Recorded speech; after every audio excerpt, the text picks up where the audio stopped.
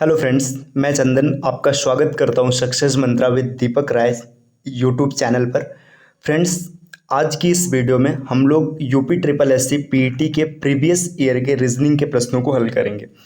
तो class start करने से पहले मैं आपको बता दूं, अगर आप UP triple S C PET 2023 की कंप्लीट तैयारी करना चाहते हैं तो हमारे अर्जुन बैच से जुड़े। इस बैच में आपको रिकॉर्डेड क्लासेस, जीके जीएस की e books, topic wise PDF notes, mock test, daily practice question और साथ में करंट अफेयर्स के नोट्स मिलेंगे। देखिए, इस बैच की जो फीस है ये 399 रुपीज़ है, लेकिन अभी एक ऑफर के तहत ये फीस 99 रुपये है।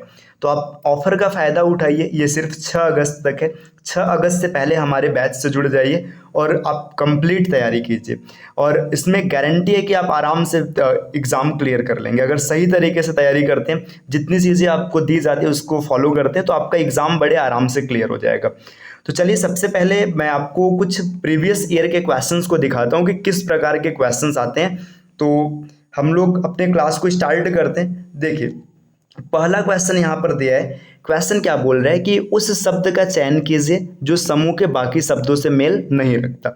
ये हिंदी दिया है, इसका इंग्लिश वर्जन यहाँ पे, choose the word which is list like the other words in the group. देखिए, इसमें आपको 4 शब्द दिए गए। इसमें से ना 3 शब्द एक दूसरे से रिलेटेड होंगे किसी न किसी प्रकार से, और एक शब्द क्या होगा उससे अलग होगा, यही आपको ढूंढना है। यहाँ पे एक ऑप्शन है, पहला नन, दूसरा है सूरबीर, तीसरा है मुनि और चौथा है पादरी। इन शब्दों को अगर मैं एक्सप्लेन करूँ, जो नन है, नन जो होता है, इसको ये जो चर्च है ना, चर्च में रहने वाली फीमेल्स होती हैं, या फिर अगर आपने मूवीज़ देखा होगा, हॉलीवुड मूवीज़, तो वहाँ पे आपको दिखाया होगा कुछ स्कूल्स में भी नन होती है ना।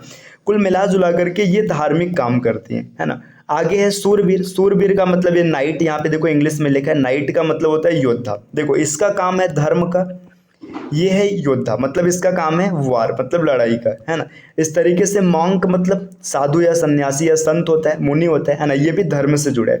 और पृष्ठ मतलब पुजारी। देखो, ये 3 ऑप्शन ना, ए, सी और डी, ये तीनों आपके किससे जुड़े हैं? धर्म से जुड़े हैं। और जो ऑप्शन नंबर बी है, ये युद्ध से जुड़ा है। तो इसका सही ऑप्शन हो जाएगा ऑप्शन नंबर बी, नाइट। ये अलग है, ठीक। अगले क्वेश्चन पर आते हैं। अगला क्वेश्चन यहाँ पे दिया है, किसी निश्चित कूट भाषा में कंप्यूटर 1 को यहाँ पे लिखा जाता है PMOCTUENOR। ये मतलब कंप्यूटर 1 का कोड है। तो आपसे बोला जा रहा है उसी कूट में एडवांटेजेस का कोड क्या होगा। तो सबसे पहले ना, ये कोडिंग का क्वेश्चन है। इसको करने के लिए आपको कोड फाइंड आउट करना होता है कि किस हिसाब से इसको बैलेंस किया है, और जैसे कोड मिल जाएगा आप दूसरे को सेट कर लेंगे। चलिए देखते हैं, कोड ढूंढते हैं हम लोग। यहाँ पे दिया है कंप्यूटर 1, COMPUTRONE, ये कंप्यूटर 1 दिया है। इसका कोड क्या दिया है? PMOCTUENOR। अब देखो, इसको अगर आप ध्यान से देखेंगे ना, तो पहले 4 ग्रुप को देखिए। मैं कलर चेंज करके आपको दिखाता हूँ। देखिए, ये आपने 4 लेटर्स को देखा, यहाँ पे इसको डायगनली अपोजिट रखा गया। सी को इधर कर दिया गया, पी को इधर कर दिया गया, यम को यहाँ पे रखा गया, ओ को इधर रखा गया। फिर आप नेक्स्ट 2 को देखेंगे तो इसको भी डायगनली अपोजिट रखा गया, और ऐसे लास्ट 4 को भी रखा गया है। तो हमें कोड मिल गया। अब इसी तरीके से हम लोग यहाँ पे इसका कोड निकालेंगे, एडवांटेजेस का, ADVANTAGES, इसका कोड निकालेंगे। देखिए, आप इसको 4 ग्रुप, मतलब ये 4 एक तरफ हो गया, 2 हो गया, और बाकी ये 4, इसको डायगनली अपोजिट रख लीजिएगा। ADVATNSEGA,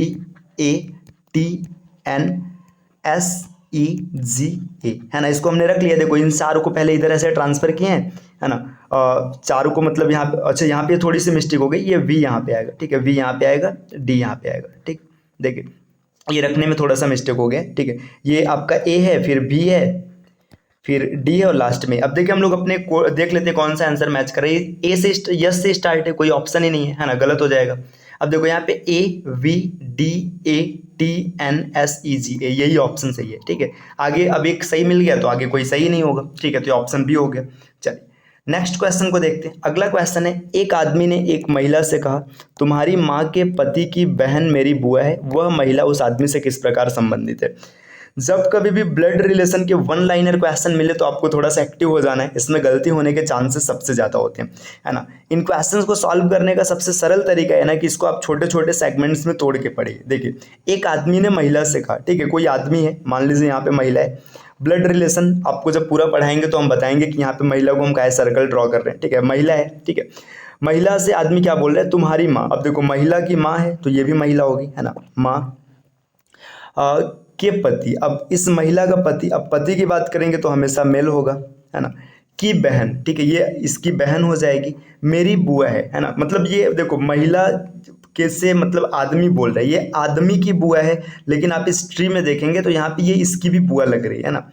मतलब ये महिला ना इसकी भी बुआ है और एक आदमी यहाँ पर है, इसकी भी बुआ है, तो सीधी सी बात है ये दोनों आपस में भाई बहन हो जाएंगे। तो वह महिला उस आदमी से किस प्रकार संबंधित है, महिला उसकी बहन है, ठीक।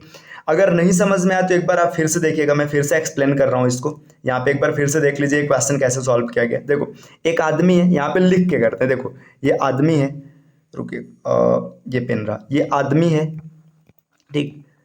आदमी क्या बोल रहा है, एक महिला से बोल रहा है, ये महिला है ना। ये लिख के इसलिए बोल रहे हैं ताकि आपको समझ में कर रहे हैं, ताकि आपको समझ में। देखो, आदमी है, महिला से क्या बोल रहे हैं कि अभी ये मतलब रिलेशन बहन का नहीं, बस बताने के लिए बनाया है, ठीक है, कि तुम्हारी माँ, ठीक है, महिला की माँ है ना, माँ के पति, तो इसका पति होगा, है ना, की बहन, इसकी बहन होगी, है ना, मेरी बुआ है। देखो, ये बहन जो है ना, इसकी भी बुआ है और साथ में इस आदमी की भी बुआ है, तो दोनों आपस में भाई बहन हो जाएंगे, तो ये भी हो गया। चलिए, अब अगले क्वेश्चन को देखते हैं। अगला क्वेश्चन क्या दिया है, यदि 18 फरवरी 2005 को शुक्रवार है तो 18 फरवरी 2007 को कौन सा दिन होगा। देखिए, जब कभी भी कैलेंडर के डबल डेटेड क्वेश्चंस मिलेंगे, डबल डेटेड मतलब दो डेट दिया रहे, तो ये क्वेश्चन कई तरीके से बनाया जा सकता है। यहाँ पे मैं इसको सॉल्ट कट तरीके से कर रहा हूँ, इसका बेसिक सॉल्ट कट ट्रिक्स सब क्या है, सब आपको क्लास में सीखने के लिए मिलेगा। देखो, 18 फरवरी 2005 है ना, ये डेट दिया है, और साथ में 18 फरवरी 2007 ये डेट दिया है। अब देखो, जो दोनों समान है उसको काट दो, 18 फरवरी से 18 फरवरी आपस में कैंसिल आउट हो गया। 2005 से 2007 पे हमको जाना है।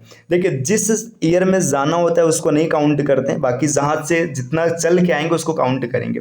फरवरी जो है इसमें 8 डेज, फरवरी में बोल रहा हूँ, 2005 जो है इसमें एक 8 डेज आएगा, और 2006 में भी एक 8 डेज आएगा।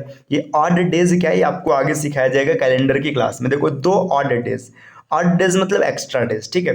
तो फ्राइडे था, फ्राइडे में 2 एक्स्ट्रा होगा, एक जुड़ेगा तो सैटरडे, फिर एक जुड़ेगा तो संडे, ठीक है। तो जो 18 फरवरी 2007 आएगा उस दिन कौन सा दिन होगा, रविवार होगा, तो इसका सही आंसर है संडे। चलिए, अगले क्वेश्चन पर आते हैं। तो अगला क्वेश्चन यहाँ पर है, दिए गए विकल्पों में से संबंधित शब्द का चयन कीजिए। मतलब यहाँ पे एक रिलेशन होगा, जैसे देखो, पक्षी विज्ञानी का रिलेशन पक्षी से, उसी तरीके से नृ विज्ञानी का संबंध किससे।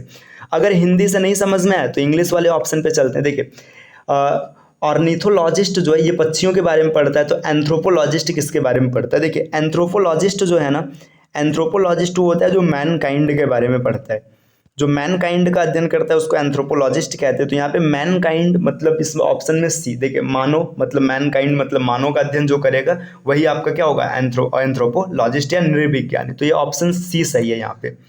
चलिए, अगले क्वेश्चन की ओर आते हैं। अगला क्वेश्चन यहाँ पे क्या दिया, उस शब्द का चयन कीजिए जो बाकी समूह से अलग, मतलब बाकी सब शब्दों से अलग है।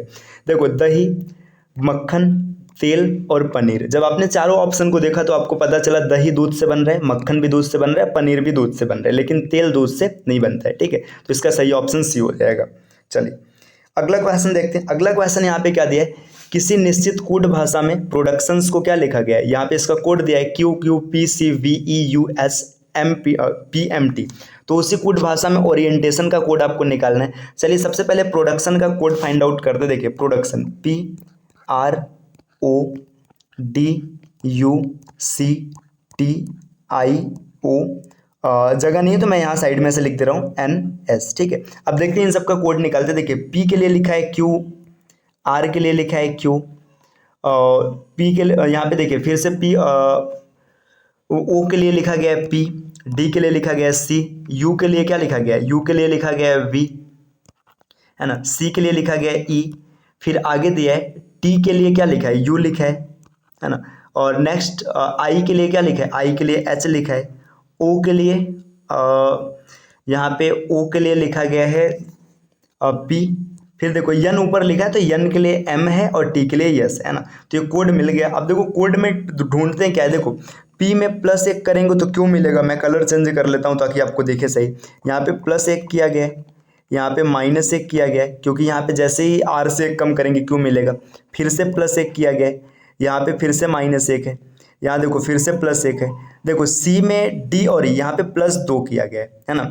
अब T की बात करेंगे, T में +1 किया गया है, I में यहाँ पे +1 था, इधर देखो इधर -1 है, -1 यहाँ +1 है, फिर से N से M आ गया मतलब -1 है, यस से, अच्छा मैंने यहाँ पे T होगा, गलती से मैंने यस लिखा, यहाँ पे T आएगा, ठीक है।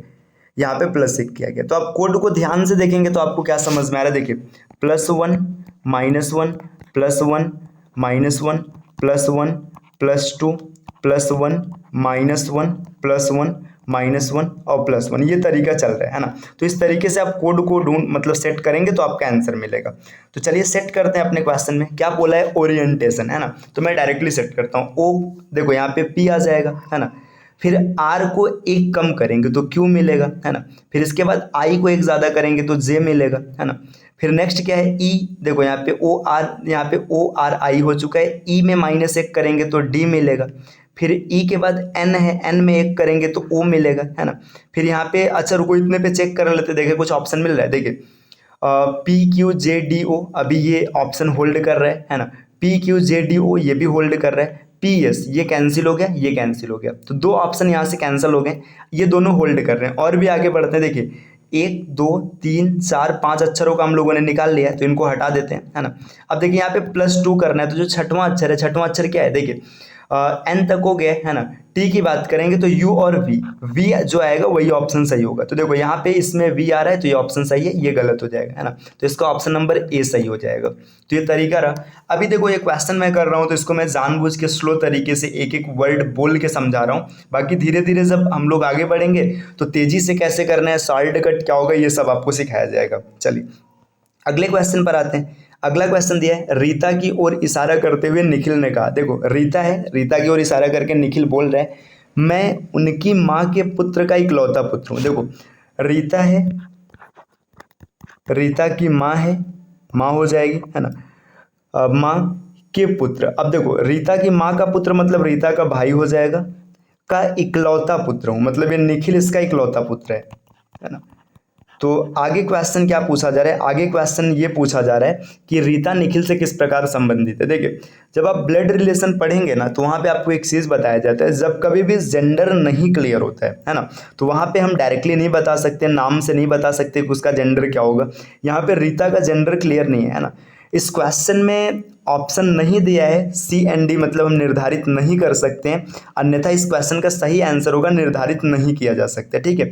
बाकी अगर क्वेश्चन के हिसाब से देखेंगे तो रीता यहाँ पे नाम से फीमेल अगर आप मान लेते तो रीता इसकी बुआ होगी, ठीक है। तो यहाँ पे सही ऑप्शन हो जाएगा बुआ है ना, यहाँ पे ये सही हो जाएगा। लेकिन इस क्वेश्चन का लॉजिकली जो सही ऑप्शन है वो होगा C and D, मतलब हम इसको निर्धारित नहीं कर सकते हैं। चलिए नेक्स्ट क्वेश्चन पर आते हैं। अगला क्वेश्चन यहाँ पे क्या है, अगला क्वेश्चन है, यदि किसी वर्ष 25 अगस्त को शुक्रवार है, मतलब 25 तारीख को कौन सा दिन है, सॉरी गुरुवार है, मैं शुक्रवार बोल गया, गुरुवार है, तो उसी महीने में सोमवार की संख्या क्या होगी। देखो सबसे पहले तो जब ऐसे क्वेश्चंस मिलेंगे ना, किसी महीने में डेज की मैक्सिमम संख्या या तो 4 होगी या तो 5 होगी, इससे ज़्यादा नहीं हो सकता है। किसी भी एक महीने में आपके कोई भी डेज या तो 4 रहेंगे या तो 5 रहेंगे है ना। जैसे अब कोई महीना है तो उसमें सोमवार की बात करेंगे तो या तो 4 होगा या तो 5 होगा, ठीक है। मंगलवार की बात करेंगे या तो 4 या तो 5, इससे कम भी नहीं हो सकता और इससे ज़्यादा भी नहीं हो सकता। तो 3 और 6 ये 2 ऑप्शन तो ऐसे ही कट गए है ना। अब बचा 4 और 5 में से कोई एक सही होगा। देखिए इस क्वेश्चन को अभी हम लोग थोड़ा बेसिक तरीके से निपटाते हैं, देखते हैं कैसे बनेगा। देखो क्या बोला गया यहाँ पे कि जो 25 अगस्त है ना, 25 अगस्त को कौन सा दिन है, गुरुवार है ना। 25 अगस्त को गुरुवार है तो और इसमें क्या पूछा है कितने सोमवार होंगे, तो 26 तारीख को क्या हो जाएगा, 26 को हो जाएगा शुक्रवार, 27 को हो जाएगा शनिवार, 28 को हो जाएगा रविवार और 29 को हो जाएगा सोमवार, 29 को सोमवार हो जाएगा। अब आपको बेसिक में पता होगा कि जो डेज का साइकिल है 7-7 दिन का रिपीट होता है ना। तो 29 को सोमवार है तो इसमें अगर 7 माइनस करेंगे तो 22 को सोमवार रहा होगा, फिर से 7 माइनस करेंगे तो 15 को सोमवार रहा होगा, फिर से 7 माइनस करेंगे तो 8 को सोमवार रहा होगा, और फिर से 7 माइनस करेंगे तो 1 को। तो देखो ये 5 दिन आपको ऐसे दिख रहे हैं ना जहाँ पे मंडे रहे होंगे, 29, 22, 15, 8 और 1। इसमें पूछा है कितने मंडे होंगे, तो 5 मंडे होंगे, ये आपका सही ऑप्शन है। अगर ये क्वेश्चन घुमा के पूछ लेता है किस तारीख को मंडे होगा, तो भी आप आराम से बता सकते हैं, 1 को होगा, 8 को होगा, ठीक है। तो ये आपका क्वेश्चन हो गया। चलिए अगले क्वेश्चन पर आते हैं।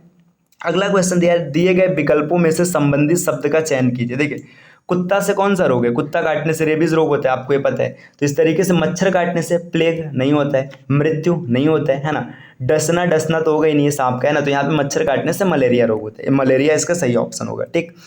तो देखिए हम लोगों ने क्या किया है, जो पीटी के पिछले ईयर के क्वेश्चंस पेपर थे, ये मुख्यतः 2021 का क्वेश्चन पेपर है, इसको हम लोगों ने सॉल्व किया है। अभी हम लोग 2022 को भी सॉल्व करेंगे और फिर धीरे धीरे अपने क्लास को स्टार्ट करेंगे। आप अर्जुना बैच से जुड़ जाइए, ठीक है। अर्जुना बैच के बारे में आपको एक बार फिर से दिखा दूँ। देखो यहाँ पे अर्जुना बैच के बारे में बताया गया, इसमें आपको पूरी तैयारी कराई जाएगी, और आप अगर आराम से इसको फॉलो करते हैं तो आप 100% पीटी को क्रैक कर लेंगे, ठीक है। चलिए तब तक के लिए bye bye, take care, thank you, मिलते हैं आपसे अगली वीडियो में।